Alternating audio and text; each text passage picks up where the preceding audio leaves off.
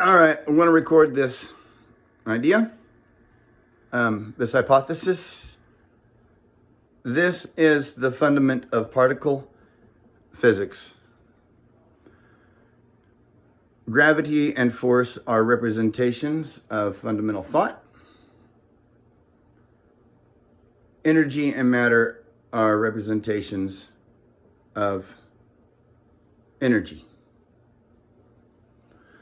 So, how does a particle exist? Well, where understanding is not very far off. I would agree to the concept of a neutron, a proton, and an electron. But let's talk about the simple one, hydrogen. Okay, how does it, let's go first from its inception. The inception is a fundamental building block, a particle that can be both stable and unstable. And at its perfect resting place and at its most excited state, they revert to its simple form, beyond which is the zero state again. So we're at zero state.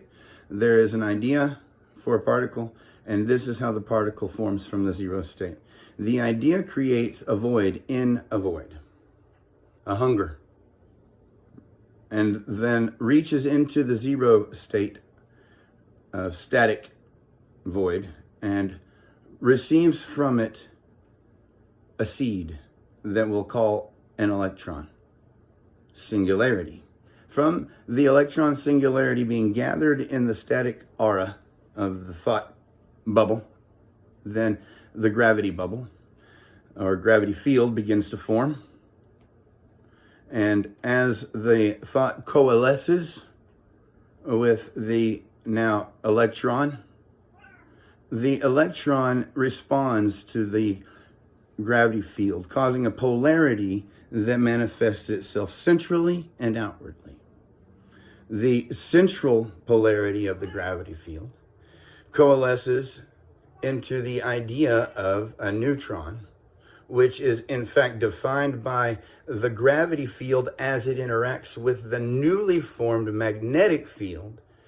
For as the electron orients itself to the polarity of centrality to the gravity bubble, it creates a magnetic field that polarizes itself in its parts and causes a constantly dynamic energy field to orient itself around the movement of the polarity of those parts.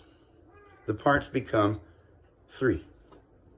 The electron pair, because there is no singular electron. The singular electron only exists in the static field that is identified when a gravity field occurs upon inspiration. Hence more mystery. I do realize this. But we're talking about particle physics. And we're bridging the gap between Newton and Einstein and Schulenberg and others. Okay, so where are we? We have a thought that has gathered into a void that has satisfied itself with particle creation, manifestation, collection, particle collection. That's an excellent way to understand it. The void becomes an antenna. The antenna gathers the potential of electricity. The electricity manifests itself to satisfy the desire of the void, and the reaction occurs in stage so that the electron forms instantly and in four parts. One, the zero state, which is the potential to go back to the zero state. Then there is the electron pair that orients itself to the central polarity of the gravity bubble, becoming a positive singularity called a proton. This is your base and most dense and smallest particle of solidarity. It cannot be observed outside the relationship with the electron pair. but it will always be observed when you look for it where it orients itself, which is the nucleus of the newly formed particle we'll call the hydrogen atom. Now, there in the middle there, to define that proton is encased, as you were, with the positively charged static field of the electron pair that is so tightly wound into the definition of the proton itself that it is indistinguishable, and therefore we call the base pair of the electron pair the proton. And then it created a magnetic field that polarizes with the dynamic reaction between the negatively charged positive end of an electron and the positive density that translates itself to the vacuum of ground, which is where your gravity and your intersection of the magnetic field polarize itself. To give then a orientation to and to actually create what we call spin. There's spin and there's anti-spin in the proton, making the proton neutral to itself, but positive to the neutron field, so that there is an aura also around, a sort of a darkness around the proton that is larger and actually kind of in an offset way, slightly offset way, becomes the neutron. Not next to or attached to.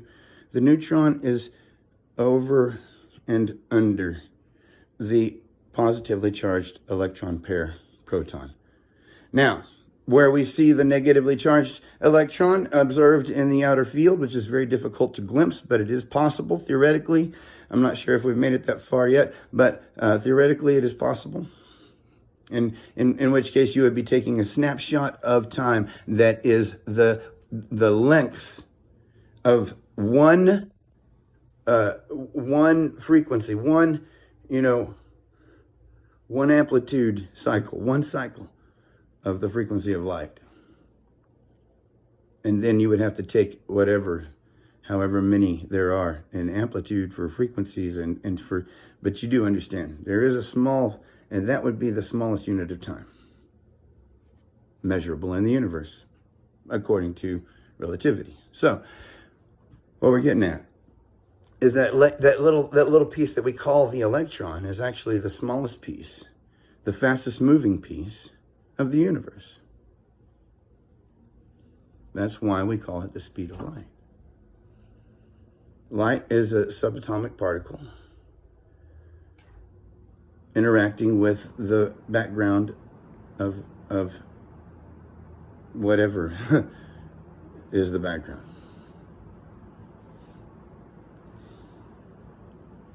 Thank you for listening.